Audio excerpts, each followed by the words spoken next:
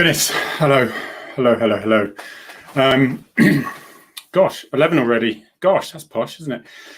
Thank you. It's been hectic. My feet haven't touched the ground in the last 3 days. I've been neglecting you. I do apologise. Doing something at the moment. I can't say nothing. It's not particularly secrety or anything, but I'm doing something at the moment for a little while that I can't divulge too much, which means I'm not every second on YouTube channels and Twitter. But this is nice little, just brings me back down to earth again. Relax with a few people who so far, as Gypsy Auditor, we've got a few auditors on. Oh my God, they're coming at me from left, front, and center. I've had emails and direct messages from auditors.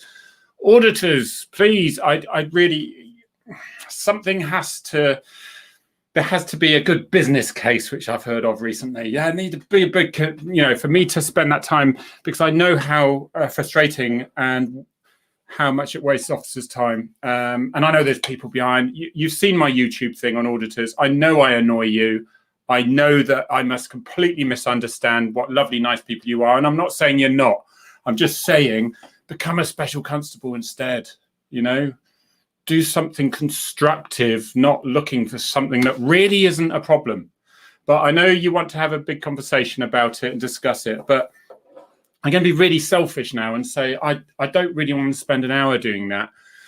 And then, so you'll have to forgive me on that. I'm sure you're all lovely people and you mean well, but there's too many videos of, it's a public place, it's a police station, and there's gates. But then why are you walking down the side of the wall through the windows and stuff? The normal public wouldn't be there. And then you're being challenging police officer. It's a public place. Why are you stopping me? Why do you want to know my name? It's just not, sorry. You're going to have to be, mostly insects. Yeah, I am using StreamYard and all that. But anyway, going on to other things. First of all, got to put this, haven't we? We have got to put about Julia James, bless her heart, PCSO, walking her dog, was murdered. And in Dover in Kent, a remarkably little protests about, as you can see. And it just shows, some people say, oh, is it because there's a sort of, maybe, it doesn't quite fit the narrative to have a go at the police and things like this. This is a PCSO. And obviously it's really important to get the message and the information out there. Yes, it is in the press and you go, well, look, here it is. But did it really hit the press like everything, like something a few weeks ago? That tragic case with Sarah Everard, of course. So no, one death is not better or worse than the other, but clearly it is of more interest, depending what age bracket you are and who you are, I guess. So therefore, there we are. On to other, very quickly, things. A little bit more site policing. We have a bit of a policing situation involving the Royal Navy. Thank you, Royal Navy, HMS Tamar, named after Plymouth. These are all the fishing boats, and there's Jersey, and the fishing boats in true French fashion are saying, we're going to take your electricity and we're going to cut you off. So Boris sent along HMS Tamar, and I reckon, maybe not, but you know what I mean. Anyway, I think they've all gone home because it's time for dinner and wine and things like that. And so that's what's going on there. How is everyone? 20 people already for little old me. That is really flattering. Thank you very much. I did want to actually say, I did want to actually say, let's have a look. Exactly what? On the front line chat. Oh, yeah, no, I did this the other day, and we'll answer some questions. And here we go. Let's whack that out. I did an article in here. If you're interested in joining a police or interested about the politics of policing at the moment, this is called Top Cover. It's the Police Firearms Officers Association magazine. I'm not sure if I think it's free.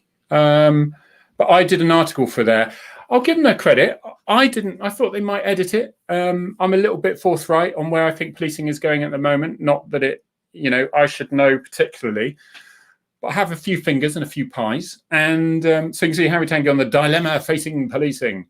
Don't let me put you off joining. You should join. All auditors should become special constables, and they'd realise what it was like, and they'd realise the good work policing do. I know you know that some police are great and all that. All right, don't get upset, blimey. And just to get you an update, what it was a quite a big article, but it really started talking about the media, about supervisory staff, and of course, leads us into Manchester. Yes, there's videos going on about when Matey Boy was dragged the back of the minibus and things.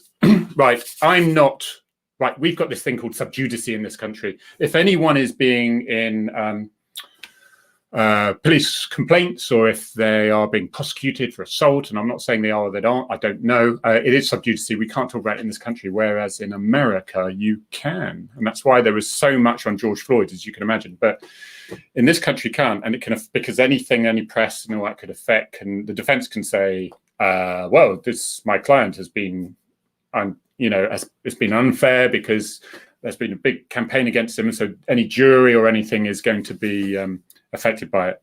But what I will say is I think the time has got to stop where you get police officers who are under-equipped, who are facing angry crowds, and we know there's some really genuine, very good reasons why there were a lot of upset football fans. I get it. I don't even question that.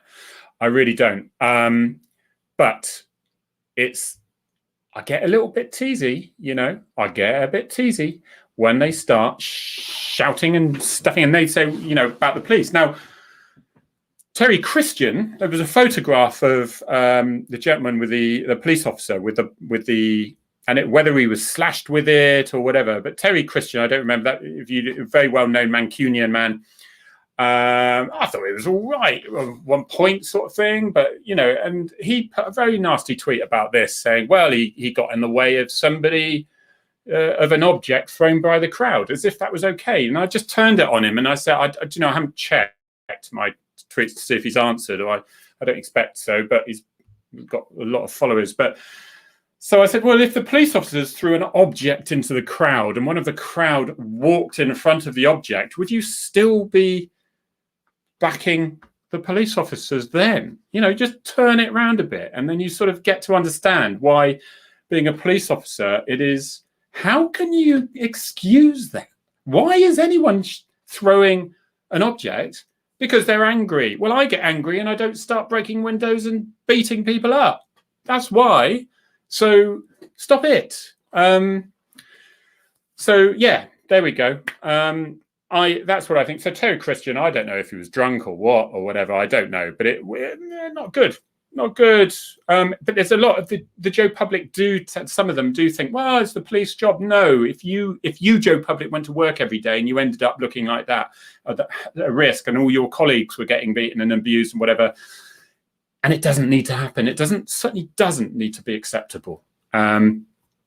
And I think humans are humans. And if, with that video with the guy, and I'm not going to play it on here because of that subjudice thing. I know it's out in the public, and I don't want to, but I just don't want to, basically. But basically, you're either saying it's dead leg strikes, and it's either to compliance, and people say, oh, that's terrible, you're hitting someone so they comply. Well, yeah, it gets to that, and you use minimum force to do that. You use reasonable force to do that. He's not punching him on his head, and he's not kicking him.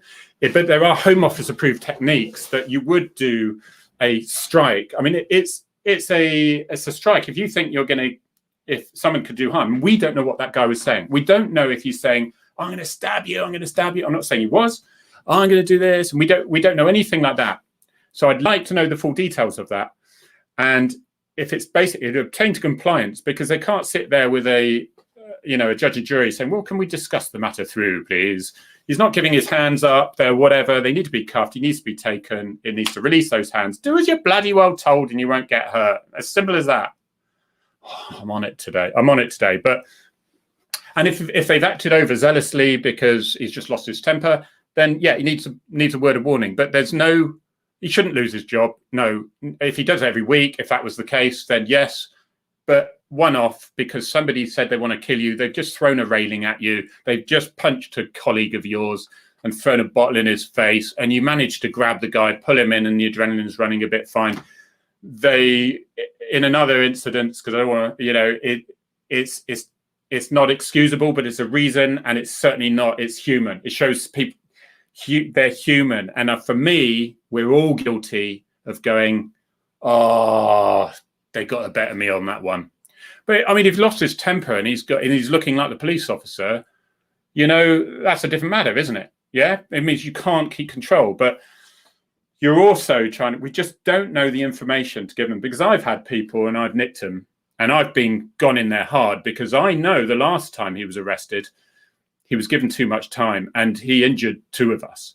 He's a big guy on whatever. And then the next time you see him and he's wanted for GBH with intent or for abusing small children, and he's a big guy, and you spot him and you go over and you nick him, you restrain him as quick as you can, not by kicking him in the kneecaps or punching him in the face, but it won't look pretty. You need to get him by surprise, get him down. And can you imagine these auditors walking by with that one, you know? And this is what happens. There was one in the Northampton, and they sent, look at what your officer's doing. The police and the Nick Adderley is the chief constable there. If you don't follow him on Twitter, follow him, because he's just fair, and he answers back and says, thank you so much for bringing this to my attention, for highlighting the fact this officer was not distracted by you and what you were trying to do, and he was doing his job efficiently and effectively. So I will pass him my praises. And I was like, yes, go for it. So anyway, yeah, that's it, Cal. Why do those who get wound up by Harry's channel come here? There's an X at the top of the screen. Honestly, I don't want to be anyone's friend, but I'm natural. I find it's selfish being quite I find that being quite nice to people, because it makes me feel good, you know? And if you're nasty and you get into you can get it a bit wrong sometimes on Twitter. You put Twitter away and you feel worse than when you went on, and you shouldn't be doing Twitter like that. You know, you shouldn't, don't do it. You know, life is too short. It's too short. So, yeah, Manchester, not good. Completely understand why they're angry. And I'm so glad it was turned around, even though I'm not a massive football fan, more of a Formula One fan myself, you know. And that is that. Right. Yes, I'm all yours. Tell me, what have you been doing, everyone? Oh, it's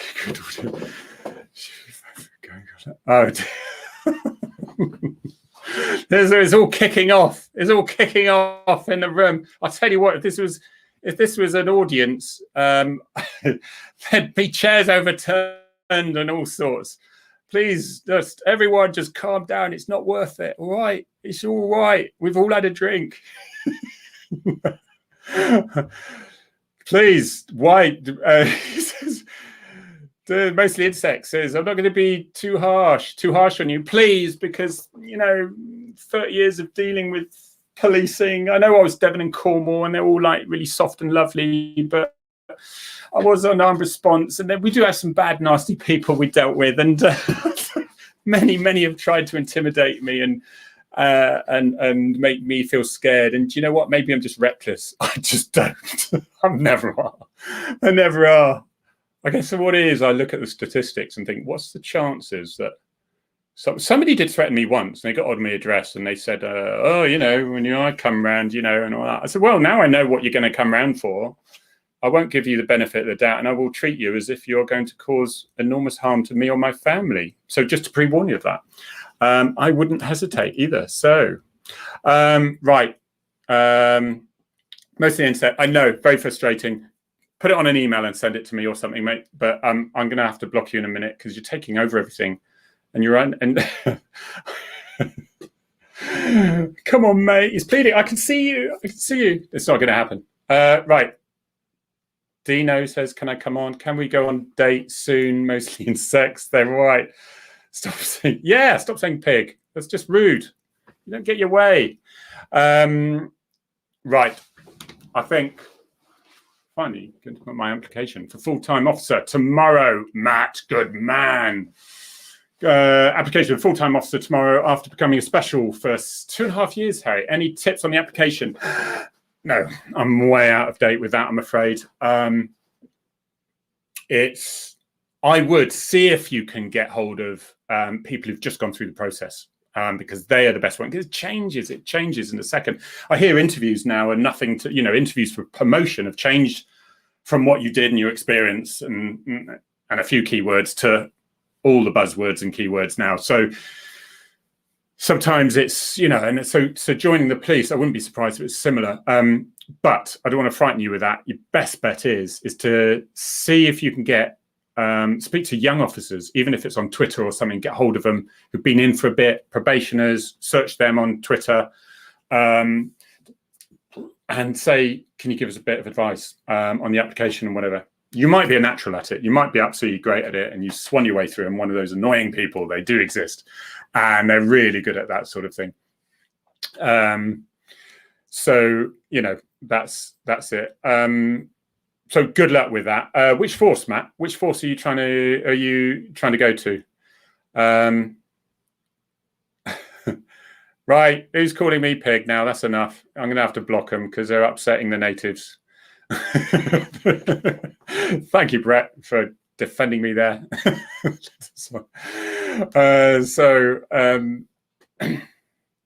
Okay, right, here we go. What's this? I'm not too smart, but I got 2-year driving ban for drug driving. Can I still ride my electric scooter stoned? Yeah, probably not. And that's a key thing. The reason I put that up actually is because people think, oh, drink driving, I never do drink driving. And they watch their drinking or they don't drink and then they drive, but they forgot the spliff they had 2 days ago. And it can last from now up to about 30 days, depending on the way you deal with it. So you ask how long drugs will stay in your system. The last few months that I was doing these swab tests, so whenever I saw a car going a bit whiffy around and it's not drink, then I'd test for drugs. When I was doing vehicle road traffic collisions, automatic drug swipe, people were losing their licenses left, right, and centre because they were into social, casual drug taking, and it's cocaine as well. I mean, you all live in the real world, so you'll know how easy is it. Oh, like a pint or cocaine staggers me from someone from my generation, but just be careful because you're relying on other people to not get you swabbed, because you could drive like a saint and someone crashes into you, we're still swabbing you. And it's as bad as drink driving because people don't realize, and I dealt with, probably up 200 fatalities, fatal road traffic collisions I attended and investigated a lot of those. And drugs and lack of stage, it's absolutely very big reasons for collisions. It's that confidence, it's that, I can do this overtake, and it's just wandering over the solid white line. Cannabis is one for falling asleep. You're a bit tired, cannabis, woo, and it stinks. So if I'm in a panda car or a patrol car, motorbike especially, driving down the road and I can smell cannabis and there's someone in front of me, I'm pulling you over, I would have been. If I do it now, you'd question why, because I'm not in the job. I left last April rather. So that's just a warning. If you do partake in that, don't. It's really bad for you. And secondly, if you do, just stay away from vehicles and things. Just stay away from vehicles, because unless you're happy to lose your license for 18 months, which usually means your job as well, perhaps. And your neighbours will look at you as if you're the worst person on earth that done for drugs. What have we got? We've got from Interpower. Planned on joining the police this year and hope to become an armed officer, but can't decide between joining my local police, Hertfordshire, and the British Transport Police. Common question. Personally, I'm biased, and I would say join your local police. You'll get more variety, taking nothing away from British Transport Police, who work very hard. So they look after all the land that they work on. So any suicides, murders, thefts, assaults on their land, and considering they own an awful lot of land. When you think where your railway lines go to, the railway stations and things like that, and wanted people on their trains, and so they'll be nicking them when they come off, and suspect terrorists and that side of things, of course. So that would be BTP. So they work very hard. So I'm not taking them anyway, but I am biased. I'm sure they would argue for the opposite, but I would say join your local force is my personal thing. And then you go from everything from murders, rapes, domestics. BTP will probably say we go to those too, but you know what I mean. You know what I mean. And in normal, and the other police, and armed response, I loved it on armed response units because it was spontaneous. You were making your plans, you're with your colleagues, you're turning up, you're dealing with that incident, you're going to the next one. It's just action all the time. Even if it wasn't firearms incidents per se. I mean, last year, I think it was 19,000 firearms incidents, 91% of which ARVs went to, armed response, armed officers went to. So yeah, it's high. ARVs have lost 2%, joining ARVs, mainly because the IOPC investigations, and there was other reasons. People think, do I want to put up with all that? And there was complaints from police officers saying, can we have a bit more experienced IOPC investigation? Because when they investigate a shooting, they're like, what's that gun do? What end is it? And yeah, they do some BTEC thing and all that, but they're not cops. They've not had previous for that. But yes, exactly. Live free. You could have killed someone stoned, and that including a moped. So if you drive around, and go for that as well. If you are driving around and you're under the influence of drugs, like a job I went to, girl driving along, and this guy, I suspect he was wanting to commit suicide, and he just ran out in front of her car. She had no option but to hit him, and it was touch and go. So we did a full sort of investigation, and we had to swab her. She had traces of cannabis. That's it. Arrested. Blood's taken. Lost her license. So there you go. If he died, so that's potentially killing somebody whilst under the influence of drugs. You're going to jail, and that can happen to very normal people, very normal people, because they have a little bit of a spliff, a bit of a social. And there's the other side that is 12 times more carcinogenic than cigarettes because there's no filters and stuff like that. But anyway, and it rots your brain because I've seen the end result after heavy smokers after a couple of decades, and I see them in their bed sits and they're zombies. But anyway, I'm sure it doesn't happen to all of them, but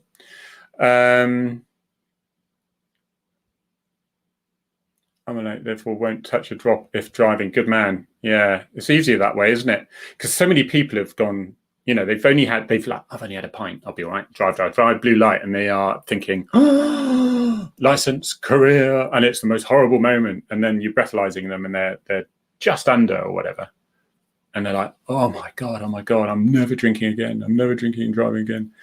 I don't know what you mean, Paul. Harry, is there any chance of getting the results BC? I'm really rubbish. What's BC? I'm really rubbish at that stuff. Honestly, I make a rubbish copper, I tell you.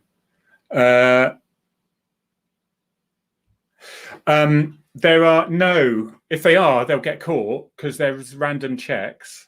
So somebody wants to, and where a lot of people, if they get found with drugs, they'll lose their license, but probably not their job, unless they can't get to their jobs and things. But aren't the police into social casual drug taking? I've heard some are.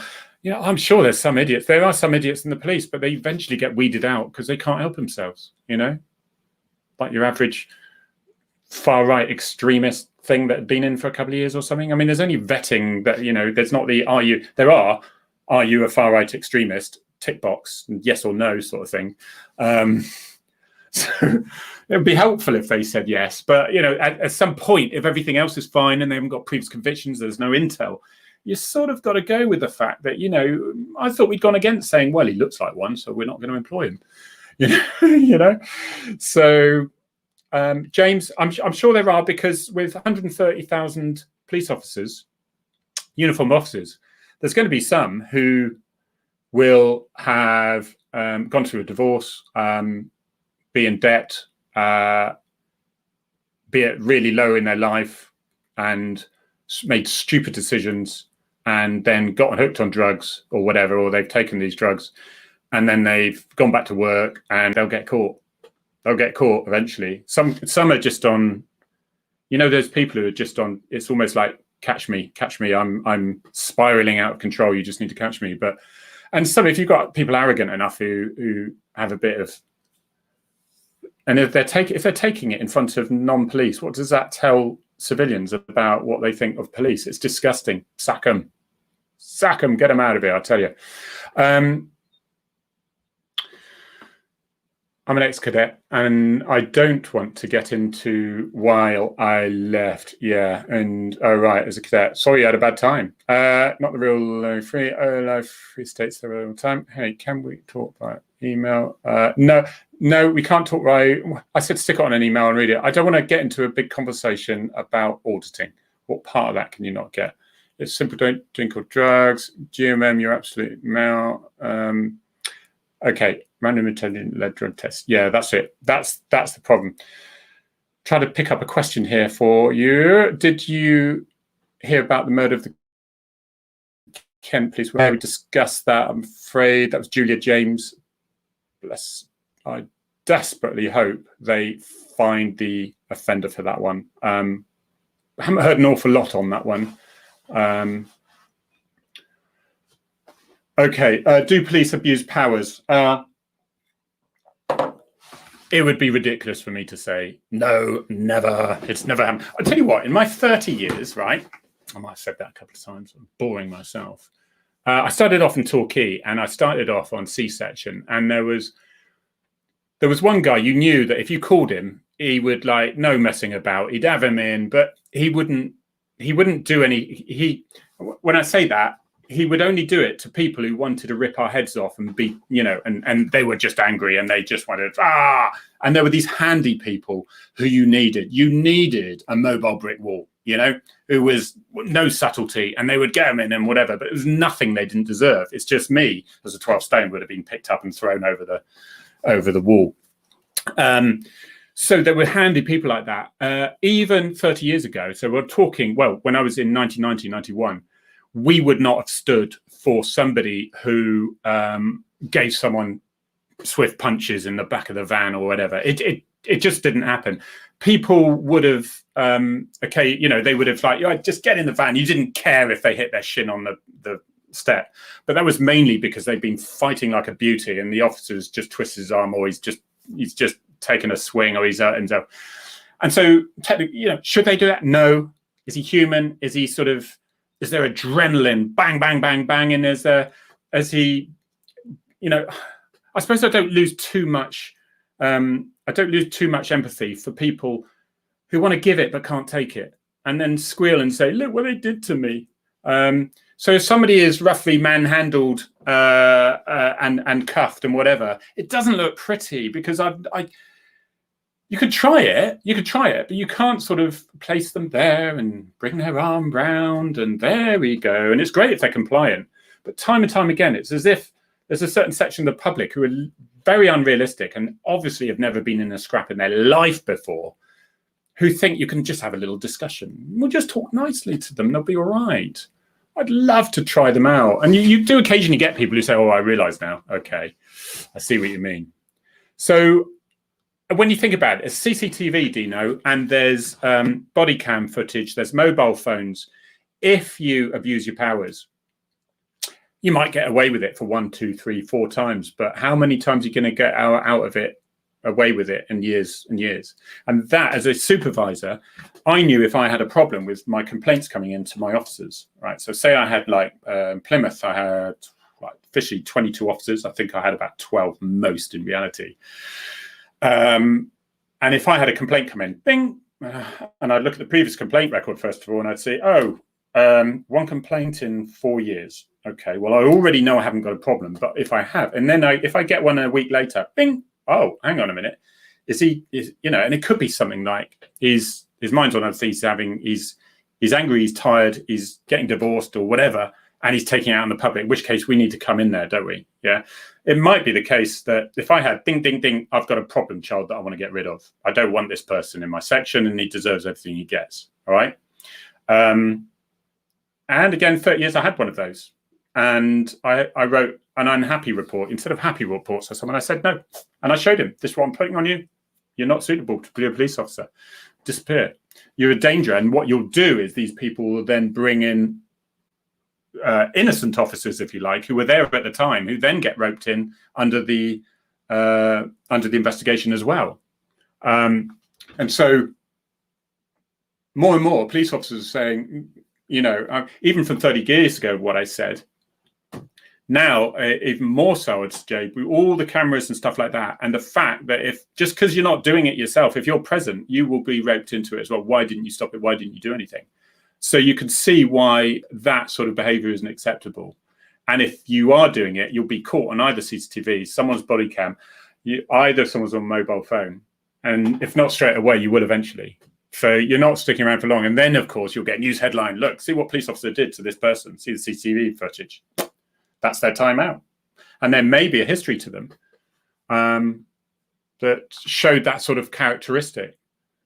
But it's a bit like every job. Unless you can sack someone for a good reason, you can't sack them. You can't say, well, I just don't like the way you talk to him. You're out, you know. But so rare, very rare, Dino. And I would say because, well, you know, just judge it yourself. I just don't think you're going to get, well, you've got to be very good. Am I out of all this stuff? Now I'm going to abuse my power, you know.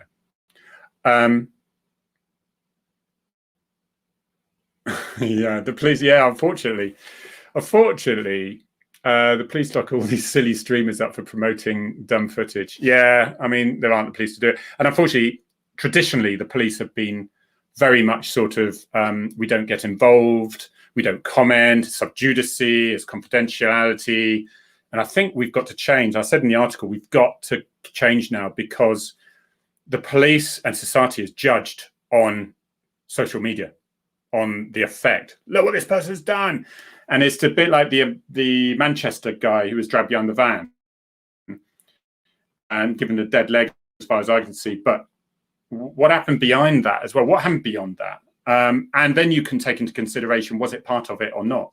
Did he say, I'm going to stab you or whatever? So you've got to get him down, check him for a knife, not give him the benefit of the doubt saying, no, he's probably only joking, you know, and then you got a in your chest, you know? So you can't take risks.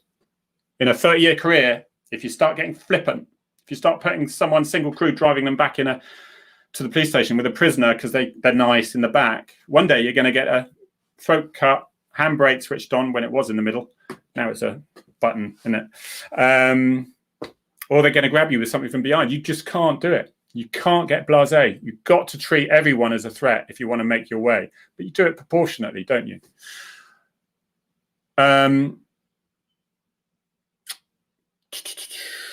Okay. Did you ever practice building entries? Yeah, I did. Right. So did you ever practice building entries? It said, if so, what was it like? Yeah, I did an awful lot of building. So 4 days every 6 weeks, firearms training. I was up there this week, actually, in my old section. We're doing the firearms training. They'd just been in doing very sort of realistic exercises outside in open ground and that side of things, simunition, that all being assessed. It sounds like a good old paintball session. But if you went, then there might be some questions. But building entries, yeah. And you have deliberate entries, which is your slow and methodical type search, where we need to clear those buildings. We don't think they're in there. They could be in there, but we need to clear them before we will, leave them and leave them secure. So that would be methodical search. It's very complicated. You have to learn it. It's difficult. Some people can never get it, but once you learn it, it is quite simple. And you can use for all different levels, for different doors, whether open, closed, if the door's on the corner, outward opening, inward opening, in all these corridors, and whether there's loft hatches, open stairwells, how you deal with that, whilst not showing your back to anything. And you're doing your role, your other officers, your colleagues, they're looking after your backside. They are checking where they need to be. And if you are lapsadaisy on that, or you're not very good at it, you won't be in there because we can't risk it. Can't risk it. So building entries, and then you've got your immediate entry. I had one immediate entry solo, emergency entry rather, solo, and that is when there's no messing about. We've heard shots fired. We need to go in to save life, or even where to imminently save life, or in your immediate pursuit outside of, but or someone's shooting from inside outside, to shooting out, and therefore you just need to stop them, don't you? And so, yeah, and we had shots fired. Military guy had said definitely a gun, and it's in a house of Polish people, and my nearest backup was some time away, so I went in solo on that, and it was quite exciting, I can tell you. Stuffing my stun grenades in my pockets, and my, daggers in my teeth and stuff, and I went by the front door because it was open. And luckily enough, there wasn't anyone dying. It was just a loud bang. I tell you what the bang was. It sounded very like a gun to the person outside who was ex-military. There'd been a bit of an argument when they thought it was the build-up, and just shows how your brain can add it, but you can't criticize them. And it was a cutlery drawer full of cutlery that was just dropped on the tile floor. And it made such a bang, it was like an explosion. So I did an emergency entry on a single-handed on a kitchen with a cutlery drawer on it. I'll tell you what, tough at the sharp end. But yeah, that is the main thing. Vehicle interceptions, lots of vehicle interceptions, lots of TPAC, tactical pursuit and containment. Must have done about 30, 35 tactical pursuit and containment things where you just surround the cars and drag them off. Nasty drug dealers with guns and stuff like that. So, because of course people come down from London and Birmingham, Manchester, and they all come down to the southwest, plus Bristol, and when they come to the southwest, there's nowhere else to go. So we tend to pick them off at the motorway. Okay, big question. As a young person wanting to join the police, do you recommend doing a degree or the apprenticeship route, which I'd prefer? How would I get in straight after sixth form? Currently a cadet and volunteer. Well, you're doing really good stuff for cadet and volunteers, first of all. That puts you up the line. Sometimes it's just nice to get out for a couple of years and be in the big wide world. There's plenty of time to join the police. Maybe be joined as special. But if you do want to apply, bear in mind, it's probably not you. It's probably your age and inexperience that stops you getting in straight away. If you're just literally... Degree, if you're doing a degree, have the degree experience in universities. Once COVID is all back to normal, by all means, get yourself criminology degree or something like that, or anything, whatever. It's what your personal preference is. And if you can get to apprenticeship, yeah, it's great to get that degree. Sometimes I think a couple of years outside the force can be really useful, rather than go from college to police. I'm unlikely to get into it. That's all I'm saying. So don't feel really disheartened if you fail and you don't get into it straight away, because they want you to have a little bit of experience. And the apprenticeship basically is you turn up with probably a level 3 academic thing that's equivalent of an A level, and you can get that through BTECs and things like that. And that means they think, yeah, you're capable of taking on the degree side of things, which is like 3 years, I think it is. And you learn, and you accomplish a degree. And they say it's more professionalizing the police. My only thing against it is the fact that some people are, well, let's say, for example, I wouldn't be able to, and I'm not qualified to do that. So the fact that I was a firearms tactics advisor, operational firearms commander, firearms team leader side of things, I was a VIP protection officer, advanced driver, I was a senior investigating officer for fatal road traffic collisions for like 20 odd years, leading investigations for probably about 100 of those, and royalty, protection, pursuit tactics, frontline for 30 years, full shifts, never did 9 to 5. I am not considered good enough to join the police today. Just saying.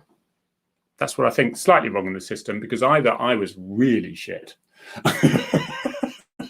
They said we've got to leave a limit here now, or they're shooting themselves in the foot with people who are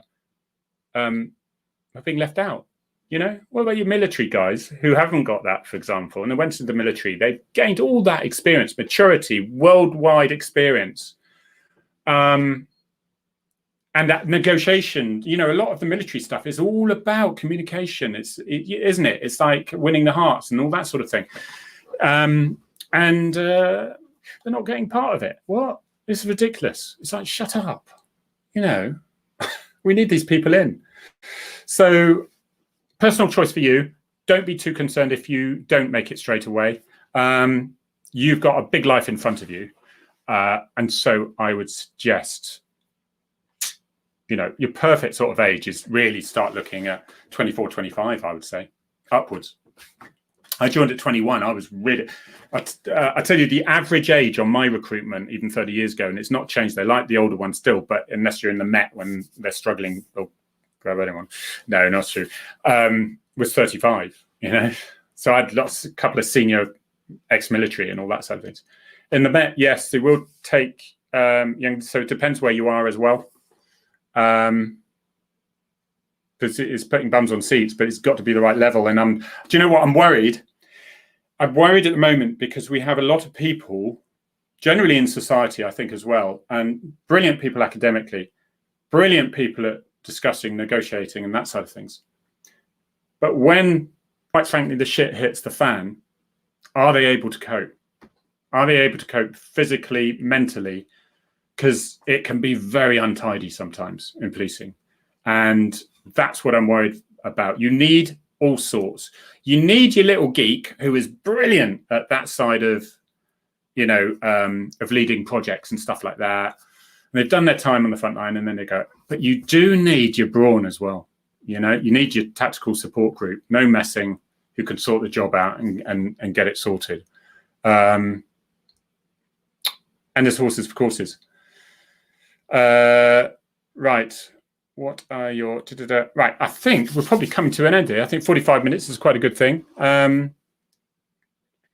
Joining as a recruit officer, or is it similar? How is the police force different from the military, and joining as a recruit or officer, is it similar? Cheers.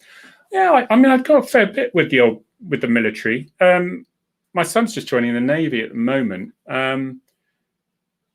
He said, see, it was during COVID. He had his interview over the phone. It's quite nice. It means you don't have to polish your shoes, isn't it? That's all right. Is it? Do you know what? For the people applying, it's as scary as each one, I would say, AD, I think. So I wouldn't say no, police is harder, because you have to put you have to research, put your most into it, haven't you? You've got to put yourself across as confident as you can, even though a secret everyone is really scared, you know, that they're going to ask that question you can't answer. You know, so yeah, I think we'll leave it there. Oh no, this is absolutely fine for those. So you're okay. You know, in summary, with mostly insects, I can see you're being, you know, you're polite and all that sort of thing. So, you know, let's not all scrap around in the backgrounds and all that and start taking over his place. It's just, you know, love and peace, man. But have a Glock just in case, and a taser and a stun gun, just in case you need one. But legally, all right, legally. Oh, I had to give mine up. Bev 443 was my serial number. Bev, it was even a woman's name. Honestly. Hey, thanks guys and girls. I'm sorry I missed you last week. I was up in Luton last week. Delightful place. And I will see. Well, let's see what the next week brings, shall we? Let's see what the next week brings. And it's a week is a long time in social media. Love you and leave you. Thank you so much. And please, join in at Frontline Chat. All right. Hashtag Frontline Chat on Twitter or YouTube, just like Frontline space chat. And you can see our interviews with celebrities and policey type people on a Saturday, or join us live Saturday 4 o'clock at Frontline Chat, and you can get that on my YouTube channel. I've got another, this is Harry Tangye, it's a Frontline Chat YouTube channel. And if you want to put some money in the coffers and you haven't already, that would be lovely. Farms and Fatals is on Amazon, and it's on ebook. It's on audio and paperback. Right, I'll just speak to the production team and see if they can just press a few buttons to say thanks awfully. It's been emotional. Cheers, everyone. Stay safe. Yeah.